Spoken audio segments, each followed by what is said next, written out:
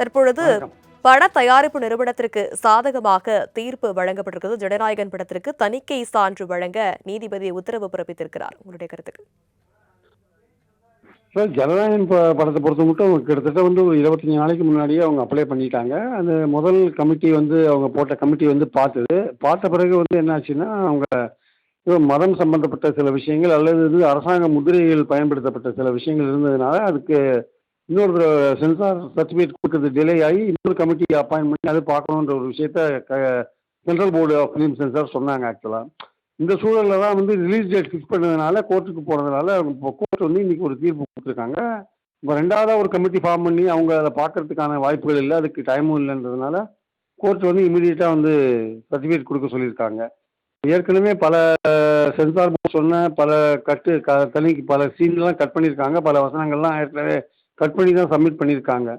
So இந்த அடிப்படையில அது வந்து விஜயுடைய கடைசி படம் என்று அவர் சொல்வதனாலும், அரசியல் சூழல்ல வந்து தேர்தல் வர சமயத்தில அந்த படத்த ரிலீஸ் பண்றதுனாலும், அது ஏற்படுத்துகிற அரசியல் தாக்கம் வந்து கொஞ்சம் ஆளுங்கட்சிக்கு இங்க மத்தியிலயும், மாநிலத்திலயும் ஆள்ற ஆளுங்கட்சிக்கு சில பாதிப்புகளை உண்டாக்கும்னு யாராவது நினைச்சிருக்கலாம் ஒருவேளை.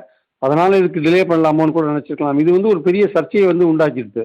கருத்து சுதந்திரத்தில வந்து தலையிடுற ஒரு விஷயமா மாறி, காங்கிரஸ் தரப்புலேருந்து கடுமையான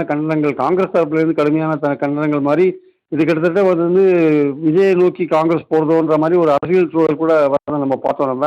ஸோ இந்த அடிப்படையில வந்து பார்த்தீங்கன்னா, மத்திய அரசு இனிமேலும் இத வந்து தாமதிக்கக்கூடாது. அல்லது கோர்ட் என்ன நினைச்சிருக்குன்னா, இனிமேலும் இத தாமதிச்சா வேணும்னு இத டிலே பண்ற மாரி ஆகும்னு சொல்லிட்டு, உடனே சர்டிஃபிகேட் குடுக்க சொல்லியிருக்காங்க. ஏன்னா, ஒரு படம் வந்து ரிலீஸ் டேட் தள்ளி போச்சுனாலே, பல 100 கோடிகள் இன்வெஸ்ட் பண்ணி எடுக்கிற ஒரு பணத்தில வந்து படத்த வந்து ஒரு நாள் தள்ளி போனாலே அவங்களுக்கு வந்து பல கோடிகள் வந்து வ வ வட்டி போன்ற விஷயங்கள வந்து குடுக்க வேண்டிய அவசியம் வரும். அதனால நஷ்டம் ஏற்படும் நெறையா. அதனால இந்த படத்துக்கு இப்ப இன்னைக்கு இம்மீடியட்டா நீதிமன்றம் இந்த தீர்ப்பு குடுத்தது வரவேற்கத்தக்கது என்பது என்னுடைய கருத்து.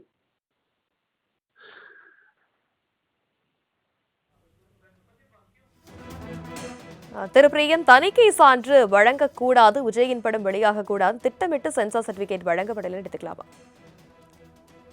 திட்டமிட்டு செஞ்சாங்களோ, திட்டமிடாத செஞ்சாங்களோ, பட் நடக்கிற விஷயங்கள பார்க்கும்போது, இதுக்கு பின்னாடி ஏதாவது ஒரு அரசியல் வந்து மத்திய அரசு பண்ணுகிறதோ, செய்கிறதோங்கிற ஒரு எண்ணம் நெறைய பேருக்கு ஏற்பட்டு விட்டது. குறிப்பாக வந்து விஜய் ரசிகர்களுக்கு அது ஏற்பட்டு விட்டது. ஆனா விஜய் மட்டும் வாய மூடியிருந்தார். அவர் எதுவுமே ரியாக்ட் பண்ணவே இல்ல. ஏன்னா வந்து படம் வந்து பல கோடிக்கணக்கான ரூபாய் போட்டு எடுக்கப்பட்ட பணம் இது. படம் இது. ஸோ அதனால அவங்க வந்து தாங்கள் ஏதாவது சொல்லி அது ஒரு பிரச்சனையாகி இன்னும் டிலே ஆயிட போகுதுன்னு அவங்க பேசாம இருந்தாங்க. ஆனால் மற்றவர்கள் வந்து இது சம்பந்தமாக கடுமையான விமர்சனங்கள வந்து மத்திய அரசு மேலயும், சென்சார் போர்ட் மேலயும் வச்சதுனால, அது வந்து ஒரு பொதுமக்களுடைய அந்த ரசிகர்கள் போன்றவர்களோட அந்த அழுத்தம் காரணமாக ஒரு முடிவுக்கு வர வேண்டிய கட்டாயம் வந்திருக்குன்னு தான் நான் நினைக்கிறேன் ஆக்சுவலி.